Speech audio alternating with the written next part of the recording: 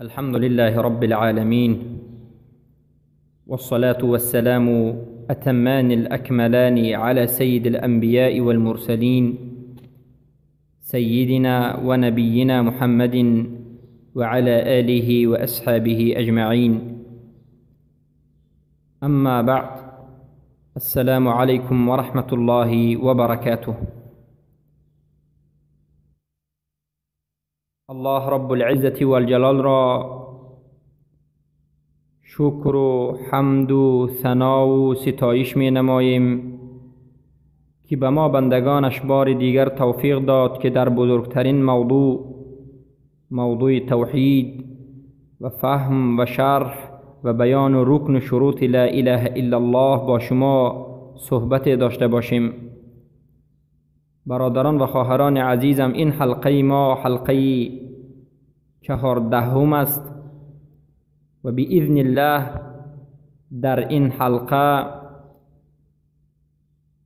دلیل های باقی مانده را از گفته های علما و مذاهب چارگانه برای اثبات شرط های هفتگانه لا اله الا الله ذکر خواهیم کرد.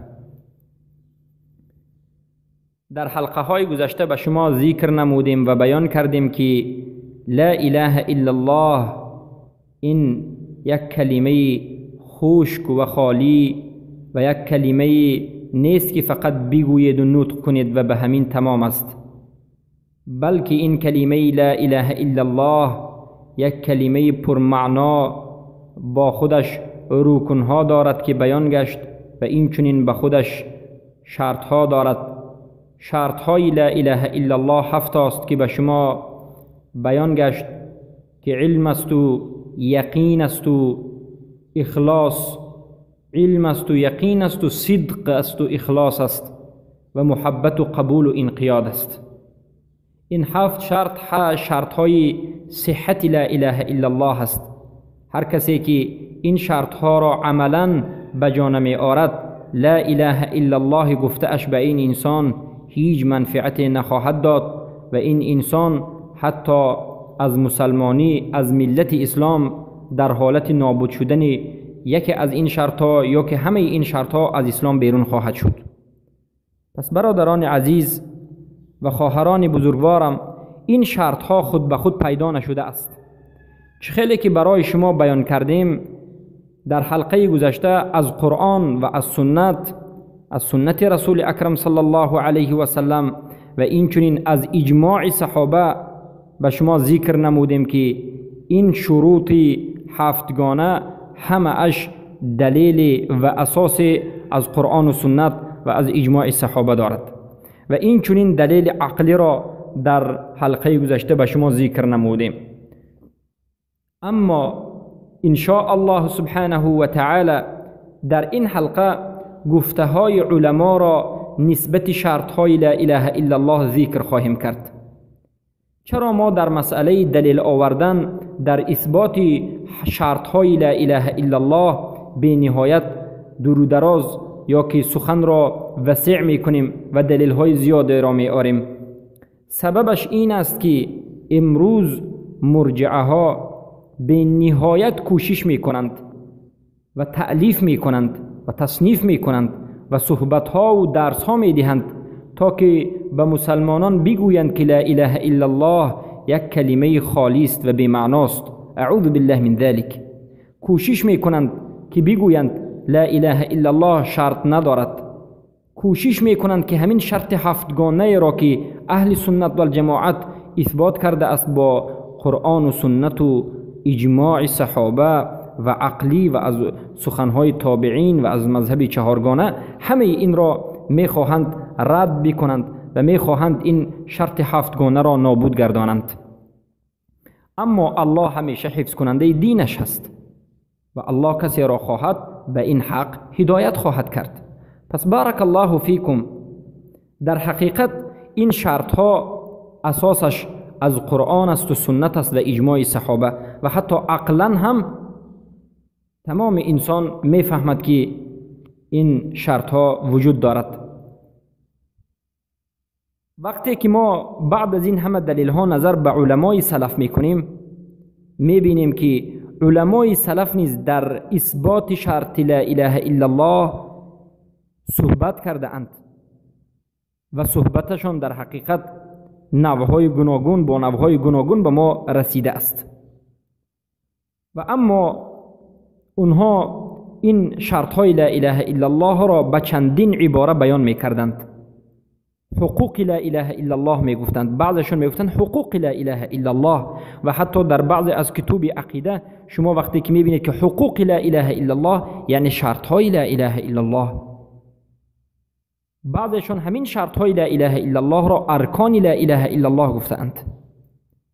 البته ما به شما در حلقه های آینده فرق رکن و شرط را بیان خواهیم کرد، اما یک چیز مهمی را باید دانید که رکن و شرط هر دویش ضرور برای لا اله الا الله است. هر کسی که رکن را ترک می کند داند که اسلامش شکسته است و هر کسی که شرط از این شرط های لا اله الا الله را ترک می کند این چنین اسلامش شکسته و اسلامش نابود شده است و اسلامش البته درست و کامل نیست. پس البته این مسئله در حلقه های آینده به شما بیان خواهد شد، اما بعضی از علما این شرط های هفتگانه را می گفتند رکن ها، بعضی از علما می گفتند فرض های لا اله الا الله، بعضیشون می گفتند قیود های لا اله الا الله، بعضیشون می گفتند حقایق لا اله الا الله، بعضیشون می گفتند اصل ایمان، حقیقت ایمان. یعنی حقیقت ایمان و اصل ایمان، مقصد از این سخنشون شرط های لا اله الا الله بود. پس از همه این گفته ها برمی آید که یک چیزهایی که بدون این چیزها کلمه توحید لا اله الا الله از انسان قبول نخواهد شد. حسن بصری رحمه الله یکی از کبار علما وقتی که زنی فرزندق وفات می کند به این مرد می گوید که تو به این روز چی آماده کردی؟ فرزندق می گوید که من شهادت لا اله الا الله را مدت 70 سال به این روز آماده کردم. حسن بصری می گوید نعم العده ان للا اله الا الله شروطا، بله آماده باش، لیکن بدان که البته لا اله الا الله به خود شرط ها دارد.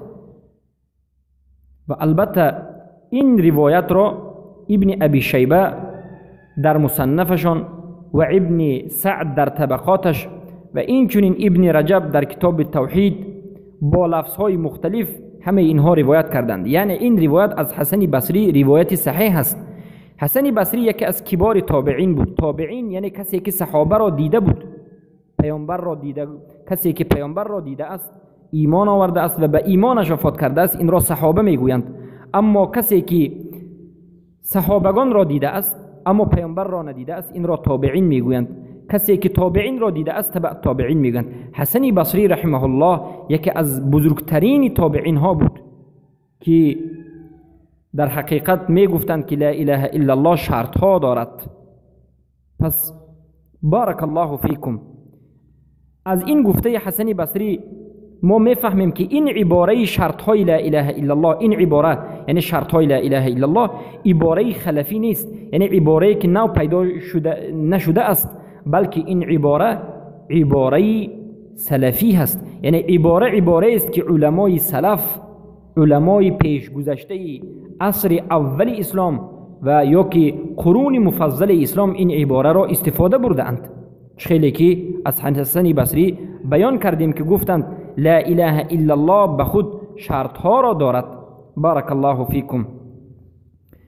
این چنین روایت دیگر از حسن بصری آمده است که کسی به حسن بصری گفت این ناسا یقولون من قال لا اله الا الله دخل الجنه. یعنی ای حسن بصری، بعضی از مردم میگویند که هر کسی بگوید که نیست معبودی بر حق بجز الله داخل جنت می شود. یعنی لا اله الا الله محمد رسول الله را نطق کند داخل جنت می شود. سوال کردند از حسن بصری که آیا همین درست است یا نیست؟ حسن بصری گفت من قال لا اله الا الله فادى حقها و فرضها دخل الجنه. یعنی هر کسی که لا اله الا الله بگوید، حق لا اله الا الله را، فرض لا اله الا الله را به جا بیاورد، البته داخل جنت می شود. چه خیلی که ما بیان کردیم بعضی از علما شرط های لا اله الا الله را حق لا اله الا الله می گفتند یا که فرض لا اله الا الله می گفتند، چه خیلی که حسن بصری در اینجا ذکر کردند. پس لا اله الا الله به خود حق دارد، به خود فرض دارد، به خود حقوق دارد و ارکان دارد و شروط دارد. بارک الله فیکم. هر کسی که این شروط را، این حق لا اله الا الله و فرض و قیودش را به جا نمی آورد، لا اله الا اللهش به این انسان هیچ فایده نخواهد داد. و البته این روایت که از حسن بصری روایت دوم شده است، اصفهانی در کتاب حجة فی بیان المحجة ذکر کردن، الحجة فی بیان المحجة ذکر کردن و البته این درست است. و حق و فرض لا اله الا الله یعنی این شرط های لا اله الا الله است. شرط های لا اله الا الله، شرط ها یعنی حق های لا اله الا الله و فرض های لا اله الا الله گفته می شود. و این چنین علمای دیگر وهب ابن منبه، وهب ابن منبه می گویند وقتی که انسان ها از وهب می پرسند که آیا لا اله الا الله این کلید جنت نیست؟ الیس لا اله الا الله مفتاح الجنه؟ آیا لا اله الا الله کلید جنت نیست؟ وهب جواب می دهند بلا ولكن ما من مفتاح الا وله اسنان. بله لا اله الا الله کلید جنت است، اما یگان کلید نیست مگرم اینکه با خودش دندان ها دارد. فإن جئت بمفتاح له اسنان فتح لك والا لم يفتح لك. یعنی هنگامی که تو کلید را آوردی که دندانه های کلید در جایش هست و دندانه دارد، در به تو باز خواهد شد. اما وقتی که کلید را آوردی که دندانه ندارد، در این دروازه ها به تو باز نخواهد شد. و البته این روایت از وهب از روایت امام بخاری هست. این روایت 100% صحیح است، درست است. لا اله الا الله این کلید است، اما شرط های لا اله الا الله این دندانه های کلید است. هر کسی که لا اله الا الله بگوید مسلمان شد، اما بعد از این باید دندانه های لا اله الا الله را به جا بیاورد، دندانه های کلید را به جا بیاورد، وگرنه به این یک کلید داخل جنت شده نمیتواند. بارک الله فیکم. پس این دندانه های کلید شرط های لا اله الا الله است. به همین معنا یک عباره‌ای که وهب همچون کنایه زدند و با این کنایه شرط های لا اله الا الله را بیان کردند. یا که به کتاب معتبرترین ابن بطه نظر بکنید، کتاب ابانه. الله رب العزة والجلال به ما توفیق داد و این از فضل الله رب العزة والجلال بود که در مدینه منوره در دست یکی از مشایخ بزرگ اهل سنت و الجماعت کتاب ابن بطه را در مسجد نبوی تحصیل نمودیم و تدریس کردیم. پس ابن بطه رحمه الله یکی از علمای بزرگ اهل سنت و الجماعت میگویند فتضمنت هذه الآية اوصاف الإيمان و شرائطه. آیت سوره بقره و آیت 17 مثل كمثل الذي استوقد نارا، یعنی میگویند که این آیت در برگیرنده آیه های صفت های ایمان و شروط های ایمان است. پس همین شرط های لا اله الا الله چه خیلی که در حلقه گذشته بیان کردیم شرط های اسلام است و این چنین شرط های ایمان است. بارک الله فیکم. ابن رجب حنبلی در کتاب توحید شرح حدیث لا اله الا الله را میکنند. یعنی حدیثی که آمده است من قال لا اله الا الله دخل الجنه، هر کسی که لا اله الا الله بگوید داخل جنت می شود. این سخن رسول اکرم صلی الله علیه و سلم را شرح می دهند و در زیر این حدیث سخنهای اهل سلف و سخنهای امامان اسلام را ذکر می کنند و می گویند که در این حدیث علما به 3 طایفه تقسیم شده اند و اختلاف کردند. یعنی حدیثی که مطلق آمده است، یعنی هر کسی که لا اله الا الله بگوید داخل جنت می شود. علمای سلف این حدیث را مطلقاً قبول نمی کردند. بنگرید که ابن رجب حنبلی علمای سلف را مذهبشان را ذکر می کند در تفسیر این حدیث. در تفسیر این حدیث طایفه از علمای سلف می گفتند انها منسوخه بالفرائض والحدود. این حدیث منسوخ است. منسوخ چیست؟ منسوخ یک حدیثی که آمده است اما بعد از یک وقت معین الله رب العزة والجلال با آیت یا که رسول اکرم صلی الله علیه و سلم به حدیث دیگر این حدیث را حکمش را نابود کردند. البته این جایز است و علم ناسخ و منسوخ را ان شاء الله در حلقه های آینده در تفسیر مسائل اصول فقه ان شاء الله بیان خواهیم کرد. ان شاء الله وقتی که فرصت داد در علم اصول فقه مسئله ناسخ و منسوخ وجود دارد و الله سبحانه و تعالی در قرآن میگه ما ننسخ من آیه او ننسیها نأتی بخیر منها او مثلها. ما یگان آیات را نسخ نمی کنیم. نسخ یعنی محو نمی کنیم، محو پاک کردن و حکمش را نابود کردن، مگر اینکه از اون بهترش را می آوریم. و البته در قرآن بعضی از آیات ها نسخ شده است، به مانند آیت عرق نوشیدن، شراب. در اول اسلام از الله رب العزة والجلال میگوید شراب بدی دارد و این چنین فایده دارد و در آیت دوم میگوید شراب را در حالت نوشیدن نماز نخوانید و در آیت سوم میگوید سوره مائده 90 و 91 که شراب حرام است و این آیت سوم سوره مائده 90 دو آیت گذشته را منسوخ میکند. گرچند که تلاوت میشود اما عمل کرده نمیشود به حکمش. این چنین علمای میگویند، قسم از علمای سلف میگویند که این سخن پیامبر صلی الله علیه و سلم با فرائضها و حدودهایی که در قرآن و سنت بعد از این که پیامبر صلی الله علیه و سلم به مدینه هجرت کردند و نازل شد، این لا اله الا الله دخل الجنه، من قال لا اله الا الله دخل الجنه منسوخ شد.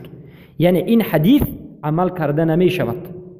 این حدیث به این حدیث عمل کرده و فتوا داده نمی شود. و طایفه دیگر از علمای سلف گفتند بل جاءت مقیده فی احادیث اخرى مخلصا مستيقنا. یعنی علمای دیگر، طایفه علمای دیگر از علمای سلف میگویند که بلکه لا، این حدیث عام است و این هم علم اصول فقه است، عام خاص این چنین سخنها هست. یعنی حدیثی که پیامبر صلی الله علیه و سلم میگویند من قال لا اله الا الله دخل الجنه، هر کسی که بگوید که نیست معبودی بر حق بجز الله داخل جنت می شود، علما میگن که این مطلق است. یعنی کسی که بگوید داخل جنت شد این مطلق است، اما حدیث های دیگر آمده است که حدیث های صحیح این مطلق یا که این حدیث عام را خاص میکند و مقید میکند. مثلا در حدیث هایی که ما در گذشته بیان کردیم رسول اکرم صلی الله علیه و سلم میگن الا بحقها، مگرم به حقش، یعنی هر کسی که لا اله الا الله بگوید داخل جنت می شود در حالتی که حق لا اله الا الله را به جا بیاورد. و در حدیث دیگر آمده است این سخن پیامبر را عام را خاص میکند که بصدق من قلبی، هر کسی که خالصانه از زیر قلبش صادقانه بگوید بعد این لا اله الا الله فایده میدهد. و این چنین البته حدیث ها آمده است که این حدیث را مقید میکند. و طایفه سوم میگن که یه محکم ولکن ضم الیه شرائط، این حدیث محکم است، یعنی حدیث خوب است لیکن دیگر در حدیث های دیگر آمده است شرط های این لا اله الا الله ذکر شده است. بارک الله فیکم. پس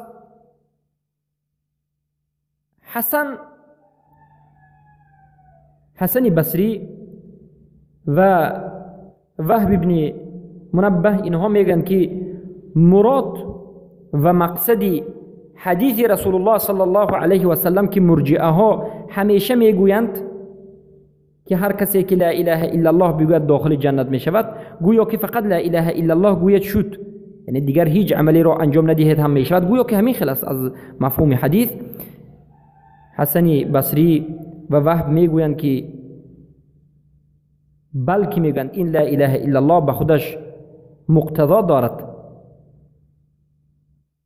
و شرط ها دارد، همان وقت لا اله الا الله صاحبش را به جنت میبرد و از آتش سوزانی جهنم نجات میدهد که شرط هایش به جا آید و موانع های یعنی شکننده های لا اله الا الله نابود بگردد. بارک الله فیکم. و این چنین ابن رجب حنبلی در اثبات شرط های لا اله الا الله آشکارانه صراحتا میگویند که و ان الیقین و الصدق والاخلاص من شروطها و ان السلف كانوا یصرحون بذلك. میگویند البته یقین و صدق و اخلاص از شرطهای لا اله الا الله است و سلف یعنی علمای صدر اسلام به این صراحتا آشکارا سخن میکردند و بیان میکردند، یعنی این شرط ها را بیان میکردند. پس همه این مقصدی علمایی که از اینجا سخنشان را به شما ذکر کردیم این است که لا اله الا الله شرط ها دارد. بارک الله فیکم. و وقتی که نظر به علمای صدر اسلام میکنیم، وقتی که نظر به کتاب ایمان ابن ابی شیبه میکنیم، وقتی که نظر به کتاب ایمان ابن منده میکنیم، یا که وقتی که نظر به کتاب ایمان اوسط یا که کبیری شیخ الاسلام ابن تیمیه رحمت الله علیه میکنیم، در اونجا میبینیم که همه این علمای اهل سنت و الجماعت به مرجعه، از مرجعه الغلات جهمیه یا که به مرجعه های عادی به همه اشان رد میزده اند و همیشه همه علمای اهل سنت و الجماعت به این مرجعه ها رد زده و همیشه میگویند که لا اله الا الله شرط ها دارد، زیرا مرجعه ها شرط های لا اله الا الله را قائل نیستند، یعنی مرجعه ها قبول ندارند. مرجعه ها میخواهند بگویند که لا اله الا الله یگان شرط هم ندارد، کسی لا اله الا الله بگوید این مسلمان است و هیچ عملی نکند هم باکش نیست، تکذیب بکند، شک بکند در دین، جهل باشد، چیزی نباشد، این میگن حتی به اصول دین جهلش باشد هم این در اسلام است. و البته این سخن مرجعه سخنی غلط است و فهمی غلط است و این مبارزه و جنگ کردن به دین است و البته مقصد مرجعه همین است. برای همین است که کافران مرجعه ها را به نهایت دستگیری میکنند، یعنی مرجعه ها را چی میکنند؟ قوت میبخشند و طرفدار مرجعه هستند و در همه زمان و مکان میبینید که کافرها برای مرجعه فرصت سخن کردن، فرصت صحبت کردن را برای اونها آماده کرده اند، برای اونها کتاب نوشتن و چاپ کردن کتاب ها و در تمام تلویزیون ها صحبت کردن و مفتی شدن در همه حالت برای اونها در همه جای دنیا برای اونها خوب است، زیرا که کافرها میبینند که از این مرجعه ها هیچ ضرری نیست و هیچ فایده برای پیشروی اسلام نیست و این مرجعه ها قائلی نه رکن، اگر قائل رکن باشند قائل شرط های لا اله الا الله نیستند. و این چنین اجری در کتاب الشریعه به نهایت رد شدید برای مرجعه زده است، خصوصا در بیان انمین حدیث که وقتی که مرجعه این حدیث را برای خود دلیل می آورد، بزرگترین دلیل مرجعه برای ترک عمل انمین حدیث است که میگویند من قال لا اله الا الله دخل الجنه، یعنی هر کسی که لا اله الا الله بگوید داخل جنت می شود.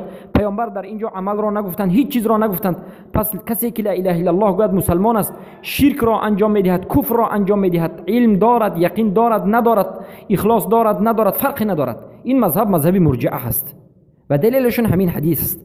و البته چخیلی که بیان کردیم تمام علما رد زدند و میگویند که این حدیث منسوخ است و بعضی از طایفه میگن که این حدیث عام است و یا که مطلق است، دیگر حدیث ها این را مقید میکند و البته بعضی از علما میگن این حدیثی است که دیگر حدیث ها این حدیث را شرط های این حدیث را ذکر میکند. اما مرجعه البته مذهب جهلا، مذهب جاهل ها و بی علمان از این چیزها بیخبرند، از البته مذهب اهل بدعت.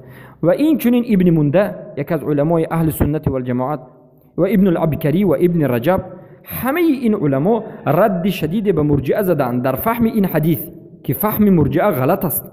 برای همین برادران عزیز و خواهران بزرگوارم، امروز در جمعیت من و شما در تاجیکستان، ازبکستان و عموما در تمام دنیا انمین فهم غلط مرجعه یک همچون کسلی و ویروس و یک سرطان پهن شده است. اگر به منطقه خود تاجیکان نظر بکنید، یک قاعده دارند میگویند لا اله الا الله بگوید شد، یعنی لا اله الا الله محمد رسول الله بگوید، بعد از این قلبتون پاک باشد، نماز نخوانید، روزه ندارید، حج نروید، زکات ندهید، یگان بار این عملها را انجام ندهید، اما لا اله الا الله بگوید، مشرک باشید، شرک انجام شود، کفر انجام شود، شکننده های اسلام انجام شود، طاغوت پرستی انجام شود، در همه این حالت مرجعه ها میگد که اینها مسلمان است. و البته مردم ما هم همین در مذهب مرجعه است. این سخن مردم عادی خود به خود پیدا نشده است. این سخن مرجعه ها هست، این سخن ماتریدی ها هست، این سخن اشعری ها هست، این سخن غلات طاغوت پرستا هست. این سخن بعضی از انسانی هست که به نهایت خود را همچون یک دفاع کننده سنت میگیرند، اما وقتی که نظر به منهج و عقیده اونها میگیرد مرجعه العصرند، مرجعه عصر حاضرند. بعضشان جهمی شده اند، از مدخلی و اشعری و ماتریدی و جهمی و حزبی و غیره. همه اینها البته مرجعه های عصر حاضر هستند که این شروط ها را قبول ندارند. اگر قبول کنند هم شروط صحت لا اله الا الله نمیگویند. یعنی ما مذهبی اهل سنت و جماعت میگیم این 7 شرط صحت لا اله الا الله است. معنیش چی است میدونید؟ یعنی وقتی که یکی از این شرط ها عملا اجرا نشد، دانید که لا اله الا الله صحیح نشد. به مانند اینکه طهارت شرط صحت نماز است، طهارت شرط نماز است، شرط صحت نماز است. وقتی که طهارت نیست نماز باطل است. اینچنین وقتی که یکی از این 7 شرط یکی اش نابود شد، ترک شد، دانید که لا اله الا الله باطل شد. من این شرط را دارد. البته ما شرط ها را به شما ذکر میکنیم، شرط های مثلا شرط للوجوب، شرط للصحه، شرط جلی، شرط الوضعی. همه این شرط ها رو ما به شما شرط ها رو بیان میکنیم و فرق یکدیگرش رو میگیم. اما لا اله الا الله این شرطی صحت است و تمام عبادت ها البته به خود شرط دارد. شرط های این البته صحت است. بارک الله فیکم. و این چنین وقتی که به مذاهب ها نظر میکنید برادران و خواهران بزرگوارم، بیاید نظر به مذهب ابو حنیفه رحمت الله علیه میکنید. یک از علمای بزرگی مذهب حنفی ملا عینی در کتاب عمدة القاری، البته عمدة القاری این کتاب شرح صحیح بخاری است. وقتی که کتاب عمدة القاری میگیرید دانید که گویا ملا عینی حنفی صحیح بخاری را شرح دادند. البته 15 تا 18 مجلد است در این کتاب. و ابن منیر این چنین ذکر میکنند که العلم شرط فی صحت القول والعمل فلا يعتبران الا به. علم این شرط صحتی قول و عمل است. یعنی کسی که سخن میگوید، کسی که عمل میکند، همان وقت سخنش و عملش درست است که علم داشته باشد. وقتی که علم به وجود نآمد، وقتی که کسی علم ندارد، سخنش و عملش صحیح نیست و به اعتبار گرفته نمی شود.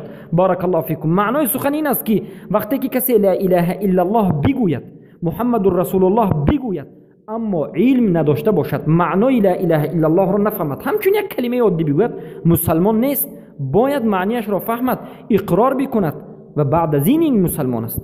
و یک انسان عمل را بکند و این عمل را نداند که به خاطر چی میکند، علمی از این عمل نداشته باشد، البته این عملش هم قبول نیست. و این چنین از علمای حنفی خوجندی حنفی ابو مسلم الخوجندی میگویند. البته یکی از کتاب‌های بهترین این شیخ خوجندی که در زمان ملحدین وقتی که کمونیست ها آسیای میانه و به خصوص فرغانه را به زیر تصرف خود می‌دارند، این ابو مسلم خوجندی از اینجا فرار میکنند به مرغلان و از خوجند به مرغلان و از مرغلان به مکه مکرمه و در مکه مکرمه همچون یک از علمای بزرگی اهل سنت و جماعت در اونجا زندگی میکردند و تألیف‌های هم دارند. یکی از تألیف‌های این علامه خوجندی حنفی در من بنده وجود داشت که لا مذهبی الرساله الى یابان. این چنین مسلم الیابان، الرساله الى مسلم الیابان گفتن یک رساله داشتند که در اینجا به قرآن و سنت دعوت میکردند. البته تاجیک های ما علمای بزرگ دارد و داشت، البته داشت. بارک الله فیکن. و این همه میگن که در کتاب مفتاح الجنة خود میگن که ولا اله الا الله هي كلمة الاخلاص ولكن لا تنفع قائلها عند الله وفي الدار الآخر إلا بشروط العلم واليقين والإخلاص. میگویند ابو مسلم الخجندی حنفی که لا اله الا الله این کلمه اخلاص است، ولیکن صاحبش را و گوینده اش را فایده نمی بخشد در نزد الله در این دنیا و در آخرت مگرم به شرطاش این علم است و یقین است و اخلاص است. میگن بارک الله فیکم. از این سخن علمای مذهب ابو حنیفه ملا علی قاری، ملا عینی و ابن منیر و این چنین ابو مسلم الخجندی و این چنین ابن ابی العز حنفی در عقیده طحاوی یا خود طحاوی و این چنین دیگر از علمای بزرگی به مانند زیلعی در کتاب نصب الرایه از معنای سخنهایشان این گرفته می شود که همه علمای مذهب ابو حنیفه محققین و کبار علما اعتقاد می کردند که لا اله الا الله شرط های صحتش دارد، یعنی برای صحیح شدن بعضی از شرط ها را دارد که اگر این شرط ها بجا نآورد لا اله الا الله صحیح نیست، هیچ فایده برای صاحبش و گوینده اش نمی بخشد، به مانند علم، یقین، اخلاص و به مانند این چنین شرط هایی که ما به شما ذکر کردیم. بارک الله فیکم. و این چنین وقتی که نظر به مذهب مالکیه میکنید، ابن بطال در شرح صحیح بخاری در زیر حدیثی این که حدیثی صحیح است که پیامبر صلی الله علیه و سلم میگن امرت ان اقاتل الناس حتى يشهدوا ان لا اله الا الله، من از جانب الله امر شدم تا که مردم را به قتل رسانم، یعنی اقاتل الناس به مردم را به قتل رسانم تا که بگویند که لا اله، تا که شهادت بدهند که نیست معبودی بر حق بجز الله، یعنی تا همین سخن را گفتن با اونها می جنگیم. پیامبر صلی الله علیه و سلم مأمور شده اند که به مردم بجنگند و اونها را به قتل رسانند تا اینکه بگویند که لا اله الا الله. و البته بهترین دعوت این جهاد است که برای توحید انجام داده می شود.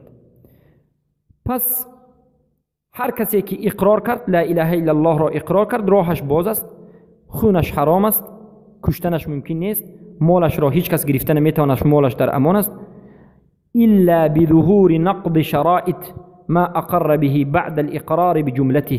یعنی ببینید ابن بطالی مالکی در شرح صحیح بخاری در زیر این حدیث میگن که مگرم، یعنی هر کسی که لا اله الا الله را قبول کند، شهادت لا اله الا الله محمد رسول الله قبول کند، خونش حرام است، مالش حرام است، در امانت است، هیچ کس مال خونی این را گرفته نمیتواند مگرم در حالت ظاهر شدنی نقض در شروط از شرط های لا اله الا الله بعد از اقرارش.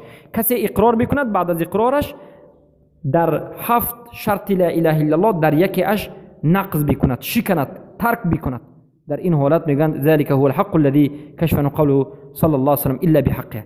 انا من قول حق رسول اکرم صلی الله علیه و سلم که کشف میکند که میگویند الا بحقه، مگرم به حقش. حقش چی؟ حق لا اله الا الله چی؟ حق لا اله الا الله نمی شروط های لا اله الا الله هست. بارک الله فیکم. و این چون قرطبی مالکی در تفسیر الا من شهد بالحق و هم یعلمون سوره زخرف آیه 86 بعد بیان شهادت به حق ذکر میکنند و میگن که لا تنفع الا مع العلم، شهادت لا اله الا الله و محمد رسول الله میگن به صاحبش هیچ فایده نمیبخشد مگرم بعد از علم. کسی که لا اله الا الله بگوید، محمد رسول الله را بگوید، اما معنیش را نفهمد، همچون بگوید هیچ فایده برای اون نبخشیده است. بارک الله فیکم. اگر معنیش را فهمد لا اله الا الله بگوید اما قبول نکند هم هیچ فایده ندارد. به مانند ابو جهل و ابو لهب است. ابو لهب و ابو جهل لا اله الا الله را فهمیدند، معنیش را میدانستند، اما گویند هم قبول نمیشد تا همون زمانی که این را قبول بکنند، نه من باب رد بلکه من باب قبول. بارک الله فیکم. بارک الله فی علمکم و فهمکم. و این چنین ابن ابی جمره الازدی در بهجة النفوس در زیر اسعد الناس بالشفاعه، در زیر حدیث اسعد الناس بالشفاعه میگویند که این چنین ایمان و اعتقاد به خود شرط ها دارد و شرط ها باید به جا آورده شود. همه این سخن های مذهب مالکی دلالت میکند که مذهب مالکیه نیز تمام علمای محققینشان اعتقاد میکردند که لا اله الا الله به خود شروط دارد. و این چنین مذهب شافعی وقتی که نظر میکنیم، امام البغوی در شرح سنه میگویند اذا اتى بكلمه التوحید يحكم باسلامه ثم يجبر على سایر شرائط الاسلام. هر کسی که کلمه توحید را بگوید، یعنی اشهد ان لا اله الا الله، اشهد ان محمد رسول الله را بگوید، مسلمان شده است، حکم به اسلام کرده می شود، بعد از این مجبور کرده می شود که دیگر باقی مانده از شرط های لا اله الا الله و شرط های اسلام را به جا بیاورد.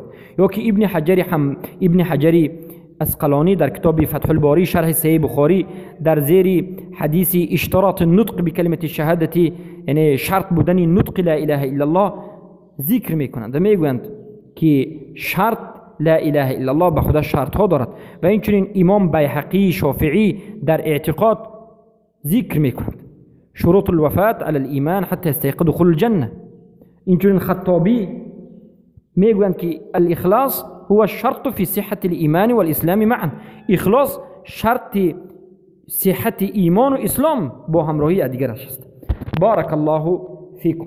و این چون از علمای حنابلة وقتی که نظر میکنیم شیخ الاسلام ابن تیمیه یا که ابن القیم الجوزی یا که ابن رجب حنبلی که به شما ذکر کردیم یا که محمد ابن عبدالوهاب رحمه الله اجمعین، همه این چهار مذهب علما و محققین و تابعین و تبع التابعین و بعد از این صحابه و بعد از این سنت و قرآن، ببینید چقدر دلیل های زیاد، قرآن، سنت، اجماع صحابه، بعد از این تابعین، تبع التابعین و این چنین چهار مذهب و بعد از این عقل، همه این دلالت میکند که لا اله الا الله این یک کلمه خشک نیست، این یک کلمه نیست که فقط بگویید شما به همین کافی است و جنت میروید، بلکه لا اله الا الله به خودش شرط ها دارد و شرط های لا اله الا الله 7 است: علم است، یقین است، صدق است، اخلاص است، قبول، محبت است، قبول و انقیاد است.